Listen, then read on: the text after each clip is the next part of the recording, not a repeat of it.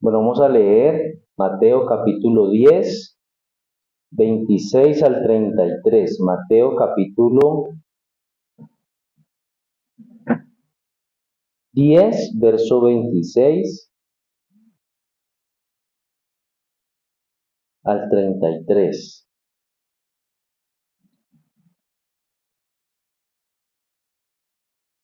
Dice, así que no los temáis, porque nada hay encubierto que no haya de ser manifestado, ni oculto que no haya de saberse. Lo que os digo en tinieblas, decidlo en la luz, lo que oís al oído, proclamadlo desde las azoteas, y no temáis a los que matan el cuerpo, mas el alma no pueden matar. Temed más bien a aquel que puede destruir el alma y el cuerpo en el infierno. ¿No se venden dos pajarillos por un cuarto? Con todo, ni uno de ellos cae a tierra sin vuestro Padre, pues aún vosotros, aún vuestros cabellos están todos contados. Así que no temáis, más valéis vosotros que muchos pajarillos. A cualquiera, pues, que me confiese delante de los hombres, yo también le confesaré delante de mi Padre, que está en los cielos. Y a cualquiera que me niegue delante de los hombres, yo también le negaré delante de mi Padre, que está en los cielos. Muy bien. Uno de los mayores desafíos y de los mayores temores que ha tenido los creyentes durante todas las épocas ha sido el temor a las personas, al hombre, por causa del Evangelio. A veces hay creyentes que tienen un deseo de ser aceptados, sienten presión social por ser creyentes, sienten amenaza al rechazo por ser creyentes, sienten persecución por ser creyentes. Algunos creyentes han perdido familiares, amigos por ser creyentes. Eso los lleva a tener miedo o a temer dar testimonio de su fe. Por eso a muchos creyentes esa amenaza, ese temor, silencia su fe y debilita su testimonio cristiano.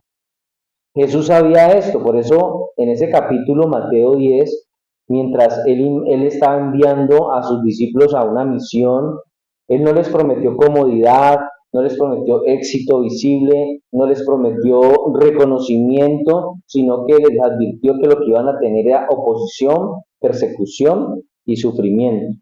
Entonces, cuando uno se hace cristiano, cuando Dios lo trae a sus pies en arrepentimiento y fe, lo que uno va a esperar y debe esperar, que es lo que va a recibir de inmediato, es oposición, persecución y sufrimiento.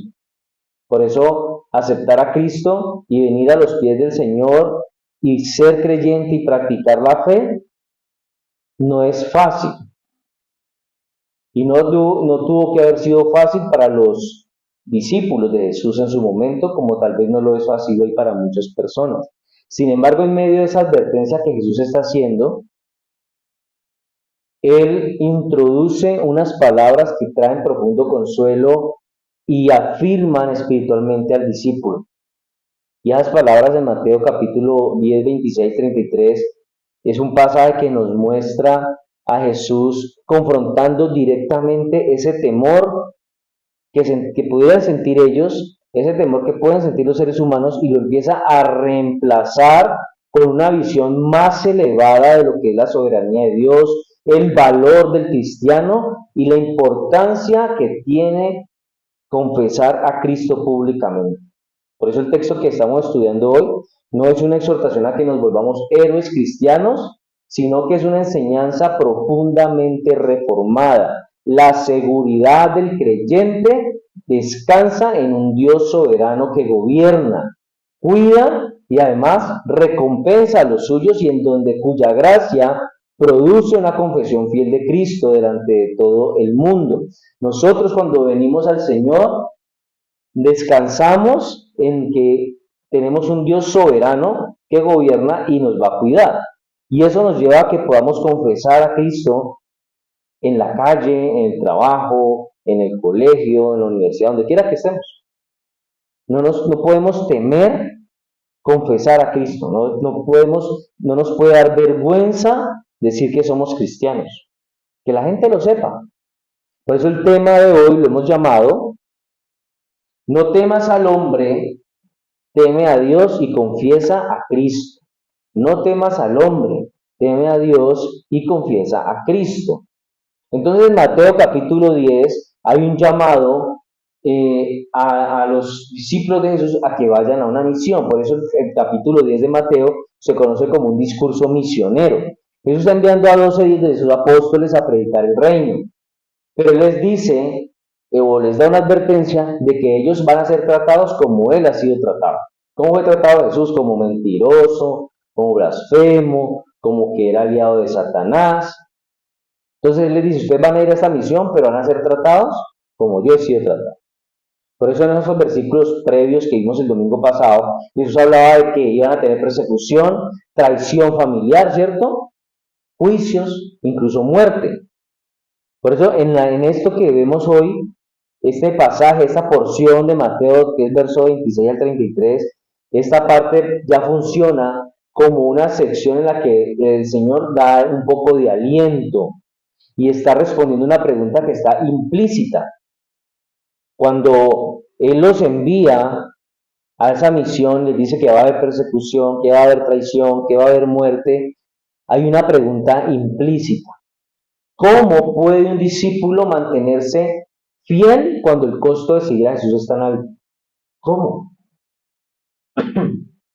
¿Cómo? Entonces, a esa pregunta que está implícita, Jesús también tiene una respuesta que está implícita. Y esa respuesta de Jesús se basa en tres mandatos. Uno, no teman. Dos, confíen en la soberanía del Padre. Y tres, confiesen a Cristo sin vergüenza. Muchos creyentes que se dicen ser creyentes no confiesan a Cristo porque les da vergüenza. Les da pena decir que son cristianos.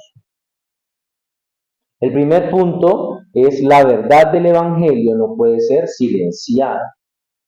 Ahí comienza ese primer bloque de no teman, que va del versículo 26 hasta el verso 31. Dice, la verdad del Evangelio no puede ser silenciada. El versículo 26 dice, así que no los temáis, porque nada hay encubierto que no haya de ser manifestado, ni oculto que no haya de saberse. Entonces Jesús aquí está iniciando con una afirmación escatológica. Él está hablando de algo que puede pasar y que va a pasar. Y es que la verdad será revelada. Tal vez los enemigos del Evangelio puedan distorsionar, puedan ocultar, puedan perseguir la verdad por un tiempo, pero no la pueden derrotar.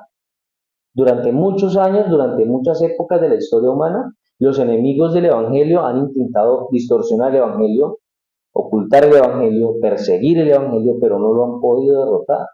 Aún hoy, la verdad es ocultada, distorsionada, perseguida, desdibujada, pero no la pueden derrotar. Por eso el Señor dice, así que no los temáis. Entonces, con esto, los discípulos de Jesús podían tener una total confianza de que la verdad iba a prevalecer. Entonces ellos con esa confianza podían salir y predicar esa verdad con audacia, a pesar del peligro que podían afrontar, peligro de persecución, de muerte, de juicio. Ahora, en el tiempo de Jesús y ahora en nuestro tiempo, si hay persecución o hay amenaza de persecución que nos impida como creyentes hablar o predicar la palabra de Dios, entonces podríamos decir que en cierta medida Satanás ha ganado. A lo mejor la amenaza de persecución o la misma persecución no haya tenido un éxito en dañarnos físicamente, pero sí lo habrá tenido si logra detener la obra de la palabra de Dios, si logra detener la predicación de la palabra de Dios, podemos decir que esa persecución ha tenido éxito. Alguien dijo, no temas lo que no se puede evitar si puedes ser de algún provecho. El temor no es apropiado para un cristiano, así como tampoco para un soldado o a un marinero, quienes toman tranquilamente los riesgos de su llamado. Entonces, un creyente no puede sentir temor a la hora de predicar, de compartir, de hablarle a otros de Cristo. Desde nuestra perspectiva reformada, esto nos recuerda que la obra de Dios es irresistible y es soberana. El Evangelio no depende de la aprobación humana. Predicar el Evangelio no depende de que a la gente le guste o no le guste, de que la gente esté allá afuera de acuerdo o no de acuerdo conmigo. La predicación del Evangelio depende del decreto eterno de Dios. De eso depende el Evangelio. Continúa diciendo el pasaje. Porque nada hay encubierto que no haya de ser manifestado, ni oculto que no haya de saberse. Jesús aquí está prometiendo a sus seguidores que son perseguidos, que la verdad, aún en medio de esa persecución, se va a conocer, pero que también se va a conocer el honorable sacrificio que ellos han tenido. Incluso si esos perseguidores hicieran el mejor esfuerzo para ocultar la verdad entre las páginas de la historia, Dios revelará todo y justificará a sus siervos y va a revelar el crimen de aquellos que pensaron que lo habían logrado ocultar. Por eso el juicio de la eternidad como creyente nos tiene que traer una gran tranquilidad y gran confianza en la justicia suprema de Dios. Aquellos que hoy aquí en la tierra creen que le están haciendo trampa a la justicia aquí en la tierra, o que parece que le hacen trampa a la justicia aquí en la tierra, nunca van a poderle hacerle trampa a la justicia en la eternidad. Entonces lo que nos da confianza a nosotros es que tal vez hoy ellos crean que han ganado, pero en la eternidad se van a dar cuenta que perdieron. Por eso lo afirmó Juan Calvino. La verdad de Dios, aunque oprimida por un tiempo, siempre sale victoriosa al final. Entonces, el discípulo de Cristo no debe temer al hombre por el juicio, por el que dirán, por que nos quieran ya sacar del llavero, ya no quieren ser amigos nuestros, ya no quieren hablar con nosotros, porque somos creyentes. El juicio final va a revelar quién estaba del lado de la verdad, es decir, el juicio final va a revelar quién estaba en el lugar equivocado aquí. Por eso eso nos tiene que dar a nosotros la certeza de que el creyente es liberado de una necesidad que a veces pareciera que los cristianos tienen de estarse justificando ante el mundo, porque son cristianos. No es que yo voy a la iglesia porque es que me obligan, no es que yo voy a la iglesia porque pues estoy comprometida, ya no es que yo voy a la iglesia porque pues es chévere. Están justificando el hecho de ser creyentes. Yo no tengo que justificarme ante una persona incrédula de que yo sea creyente. Va a llegar el día del juicio final en que la verdad se va a revelar y va a decir quién de los dos estábamos equivocados. Segundo, el discípulo es llamado a proclamar con valentía lo que ha recibido de Cristo, versículo 27.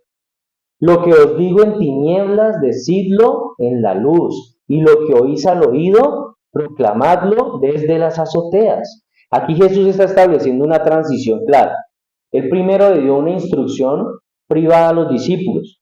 Él primero se sentó con ellos, les enseñó, les habló, y ahora ellos tenían que pasar a la proclamación pública. Porque el Evangelio no fue dado para ser guardado. El Evangelio fue dado para ser ¿qué? Anunciado. El mensaje de Jesús siempre fue público. Jesús daba su mensaje de forma pública. El mensaje de Cristo nunca fue para unos poquitos, no era para los más cercanos a Él, no era para hacerlo ocultar de alguna forma. Jesús no tenía un mensaje para sus seguidores más cercanos y otro mensaje para los que estaban más lejos. La iglesia hoy no puede tener un mensaje para los que vienen a la iglesia y un mensaje para los que están afuera. El mensaje tiene que ser el mismo. Seguramente aquellos que están afuera no entiendan el mensaje, no les guste el mensaje, no estén de acuerdo con el mensaje, pero tienen que escuchar el mensaje. No se les puede ocultar. Nosotros estamos en la obligación de llevar el mensaje. Por eso desde nuestra teología, usted y yo tenemos que entender que esta proclamación del Evangelio no es producto de que yo soy muy valiente y muy fuerte, no. La predicación o la proclamación del Evangelio nace del poder de la gracia eficaz de Dios. Dios no solamente nos ordena la predicación, Él también nos capacita para, para, para predicarla, pero también para obedecer. Tenemos que obedecer ese mandamiento de predicar, de compartir el Evangelio. Por eso nosotros como creyentes no podemos caer en el error que muchos han caído. El creyente fiel no busca adaptar el mensaje a la vida de las personas. Nosotros cuando predicamos buscamos que la vida de las personas empiece a adaptarse al mensaje. El creyente fiel no adapta el mensaje para evitar el rechazo, porque la misión del creyente fiel no es reinterpretar la verdad, sino anunciarla con fidelidad. Tercero, el temor correcto no es al hombre, es a Dios. Verso 28. Y no temáis a los que matan el cuerpo, mas el alma no pueden matar. Temed más bien a aquel que puede destruir el alma y el cuerpo en el infierno. Este versículo de la porción del 26 al 33 es el más solemne de este pasaje. ¿Por qué? Jesús aquí establece una jerarquía de temores. El hombre tal vez aquí en la tierra siente que tiene algún poder, pero ese poder es muy pequeño, es limitado. Pero Dios tiene un poder ilimitado y una autoridad que es absoluta. Por eso es a Dios a quien usted y yo debemos temer. No debemos temerle a la gente que nos rechace porque somos creyentes. No tenemos que temerle a la gente que tal vez nos persigan por ser creyentes. No. Lo peor, y eso que al menos aquí en Colombia tal vez no sucede, pero lo peor que le puede pasar, lo peor que una persona puede hacerle a un creyente tal vez sea dañar su cuerpo, asesinarlo. Pero esa persona es un cobarde ante Dios que va a tener consecuencias eternas. Spurgeon decía, no hay cura para el temor del hombre como el temor de Dios. Por eso desde nuestra perspectiva reformada, aquí vemos un énfasis en la santidad y en la justicia de Dios. El temor del Señor, el temor que nosotros tenemos al Señor no es un temor eh, fundado en el terror, no, sino en una reverencia profunda ante la autoridad soberana de Dios como juez. Por eso temer a Dios correctamente libera al creyente del temor al ser humano. Porque cuando usted y yo entendemos que al único que tenemos que temerle es a Dios, nosotros entendemos que entonces ahí Dios está ocupando el lugar supremo de nuestro corazón. Él ocupa el primer lugar, el trono de nuestro corazón. De ahí para abajo todo se va ordenando de forma correcta. No nos importa el que dirán, el que puedan pensar de nosotros, porque conocen nuestro pasado, porque conocen que alguna vez cometimos muchos errores. Eso ya pasó. Y tal vez el diablo va a usar esas personas para que nos recuerden eso. Pero como yo temo solamente a Dios y no lo que diga el hombre, yo ya me siento libre de eso que puedan decir de mí. Cuarto, el cuidado soberano del Padre garantiza la seguridad del creyente, verso 29-31. El cuidado soberano del Padre garantiza la seguridad del creyente. Él hace aquí una pregunta. ¿No se venden dos pajarillos por un cuarto? Con todo, ni uno de ellos cae a tierra sin vuestro Padre. Pues aún vosotros, vuestros cabellos están todos contados. Así que no temáis, más valéis vosotros que muchos pajarillos. Aquí Jesús empieza a equilibrar el temor reverente que debemos sentir por Dios con una verdad gloriosa. Y es que el Dios que juzga también es el Padre que nos cuida. Por eso la soberanía de Dios no es fría en el instante, es personal y es amorosa. No podemos ver a Dios como un juez malo, lejano de nuestras necesidades, lejano de nuestro dolor, porque ese juez también cuida de nosotros. Él está de nuestro lado. Por eso los discípulos de Jesús no necesitamos tener miedo, ni los discípulos de su época, ni los discípulos de hoy necesitamos tener miedo, porque Dios verdaderamente cuida de nosotros. Y Él cuida de nosotros hasta el más mínimo detalle. Imagínense si Dios cuida de los pajaritos, si Dios tiene hasta contado hasta el último de nuestros cabellos, que eso es algo insignificante. ¿Cómo no, él va a prestar atención especial a las necesidades que nosotros tenemos? Tal vez un cristiano perseguido en África, tal vez un cristiano perseguido en China, tal vez un cristiano perseguido en Centroamérica, pueda pensar o pueda sentir fácilmente que en un momento de persecución Dios se ha olvidado de él, ¿cierto? Porque aun cuando está haciendo una labor importante en la que ha colocado su vida en segundo plano, en que está corriendo riesgos, en el que se está entregando a la obra del Señor y ve esa persecución o ve que tiene pérdidas porque le queman la casa, porque tal vez matan personas allegadas, cierran la iglesia y hacen cantidad de cosas, pueden sentir que en algún momento el Señor se olvida de ellos, pero no lo ha hecho. Por eso no podemos temer al que mata el cuerpo. Lo que quiere decir el Señor aquí es que Dios nos conoce mejor que nuestros amigos. Dios nos conoce mejor que nuestra pareja. Dios nos conoce mejor que nosotros mismos. Nosotros no sabemos cuántos cabellos tenemos. ¿Cuántos cabellos será que tenemos nosotros? No sabemos. Pero el Dios que sí lo sabe, el Dios que los tiene contados y que sí nos conoce tan bien y mejor que cualquiera, Él va a cuidar de nosotros. Por eso este texto es profunda y totalmente compatible con la doctrina reformada de la providencia.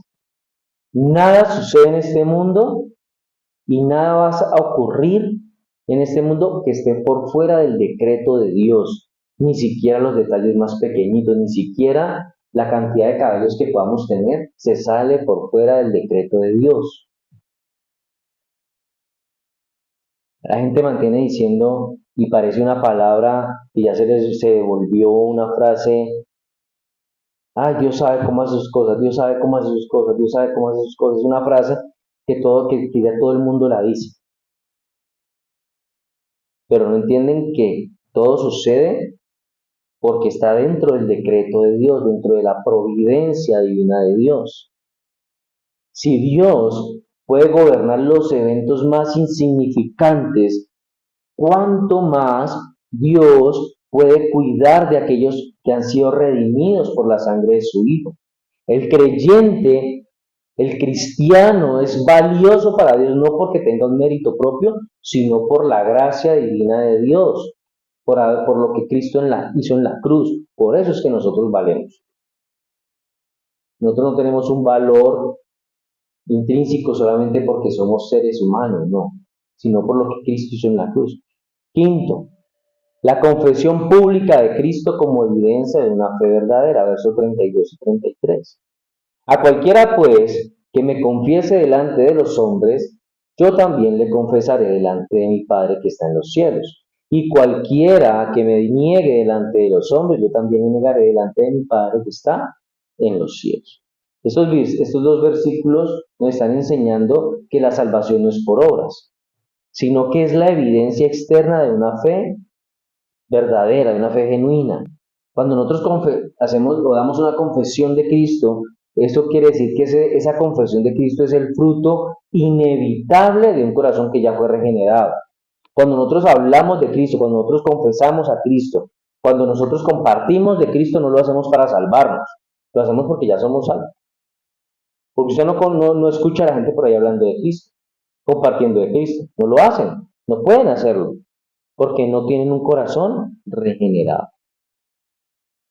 Por eso desde nuestra teología nosotros podemos afirmar que la perseverancia y la confesión son resultado de la gracia, no su causa.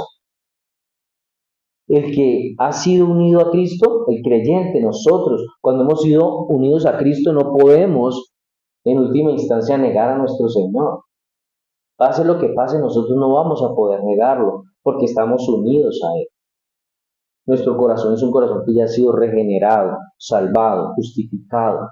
Y continúa diciendo el pasaje. A cualquiera pues que me confiese delante de los hombres, yo también le confesaré delante de mi Padre que está en los cielos. El discípulo, la persona que dice ser discípulo, porque a la iglesia van muchas personas, pero no todas son discípulos. Unos son simpatizantes, unos van por cualquier motivo, pero hay unos poquitos que van porque son discípulos de Jesús. Por eso el discípulo, el que es discípulo, debe de confesar a Jesús públicamente, tiene esa obligación de hacerlo delante de las demás personas. Si usted como creyente no está dispuesto a hacer pública su alianza con Cristo, usted no puede esperar que Él la vaya a hacer pública también. Si usted no está dispuesto a confesar que Jesús es su Señor, Él no va a estar dispuesto a decir que usted es discípulo de Él. Por eso el creyente que niega a Cristo persistentemente, o esa persona que niega a Cristo, es decir, negar a Cristo no tiene que ver con que ande diciendo que Cristo no existe, lo niega con sus actos, con su forma de vida. Esa persona lo que está haciendo es mostrar un corazón que no ha sido regenerado, un corazón que no ha nacido de nuevo. Pero cuando usted lo confiesa, aún en esos momentos de debilidad espiritual, en los que estamos más decaídos, se está evidenciando la obra del Espíritu Santo en nuestras vidas. Porque aún en medio de los momentos más oscuros y más difíciles que un cristiano pueda atravesar, sigue confesando a Cristo, ahí se está haciendo evidente la obra del Espíritu Santo en la vida de esa persona. Por eso Jesús llamaba a todos de forma pública. Por eso no existe eso de cristiano secreto. Eso como de que un cristiano secreto, no, eso no va a existir. Tal vez en algún momento, por algún tiempo, una persona como que no demuestre que es cristiana por alguna razón, pero eso es una contradicción. Si yo soy cristiano, lo soy. ¿Cuántas personas allá afuera sacan pecho por lo que hacen? Y no son cosas agradables, no son cosas de las que uno se pueda sentir orgulloso. Pero el cristiano moderno hoy esconde su condición de cristiano, esconde su identidad cristiana. Por eso, cada vida cristiana, cada persona debe diariamente, en todo lugar, proporcionar una evidencia suficiente, una evidencia que pueda ser vista por el mundo de que usted en verdad es cristiano. Todos los días, todo el tiempo, en todo lugar, debe haber una evidencia que esté siendo vista por las personas de que usted es cristiano.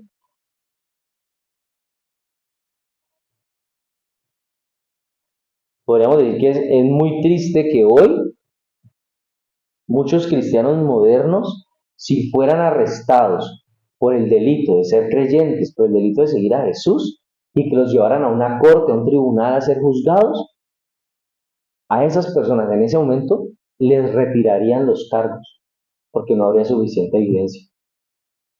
¿Se entiende? Cuando a un acusado lo llevan a la corte, lo dejan muchas veces libre por falta de evidencia. Y eso pasaría con los cristianos modernos. Los dejarían libres por falta de evidencia. Y eso debería darles vergüenza delante del Señor. Charles Spurgeon dijo, lo que Cristo es para ti en la tierra es lo que serás para Cristo en el cielo. Repetiré esa verdad. Lo que Jesucristo sea para ti en la tierra, tú lo serás para Él en el día del juicio.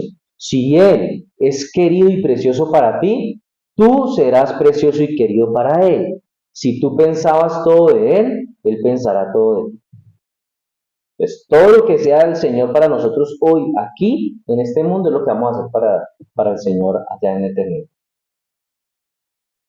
Entonces, para terminar, Mateo capítulo 10, verso 26 al 33, nos confronta con esta pregunta que es ineludible. ¿A quién tememos realmente? ¿Le tememos al que dirán? ¿A ese deseo de aceptación, de que no nos excluyan de algunos círculos?